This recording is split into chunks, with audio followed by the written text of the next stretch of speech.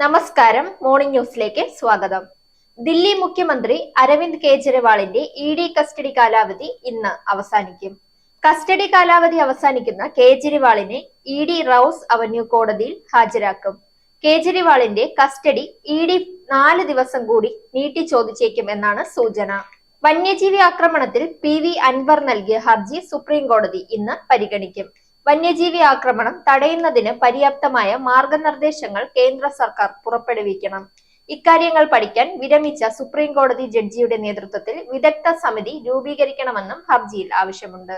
ധോണി വിരമിക്കുമെന്നുള്ള സൂചന നൽകി മുൻ ഇന്ത്യൻ പരിശീലകനും കമന്റേറ്ററുമായ രവി ശാസ്ത്രി. ഇത് ധോണിയുടെ അവസാന സീസൺ ആയിരിക്കാം എന്നാണ് അദ്ദേഹം പറഞ്ഞത്. ഈ സീസൺ ധോണി മുഴുപ്പിക്കുമോ ഇല്ലയോ എന്ന് കാലം പറയും. വിരമിക്കുന്നതിന് മുന്നോടിയായിട്ടാണ് ധോണി നായകസ്ഥാനം മാറിയത്. ടൂർണമെന്റിന്റെ പാതി വഴിയിൽ നായകസ്ഥാനം നൽകുകയല്ല ചെയ്തത്. അദ്ദേഹം ടീമിലുള്ളപ്പോൾ തന്നെയാണ് നായകസ്ഥാനം മാറുന്നത്. ധോണി എല്ലാം നോക്കിക്കാണുന്നുമുണ്ട്. ഋതുരാജിനെ എല്ലാം പഠിപ്പിച്ച ശേഷം ധോണി സ്ഥാനം ഒഴിയും എന്നാണ് രവി ശാസ്ത്രി പറഞ്ഞത്. നേരിന്റെ വാർത്തകൾ നിങ്ങളുടെ വിരൽത്തുമ്പിൽ എത്താനായി സാക് ന്യൂസ് ചാനൽ സബ്സ്ക്രൈബ് ചെയ്തും ഷെയർ ചെയ്തും ഒരു ശരിയായ മാധ്യമ നിലപാടിന് പോകാൻ ഞങ്ങൾ നിങ്ങളെ ക്ഷണിക്കുന്നു.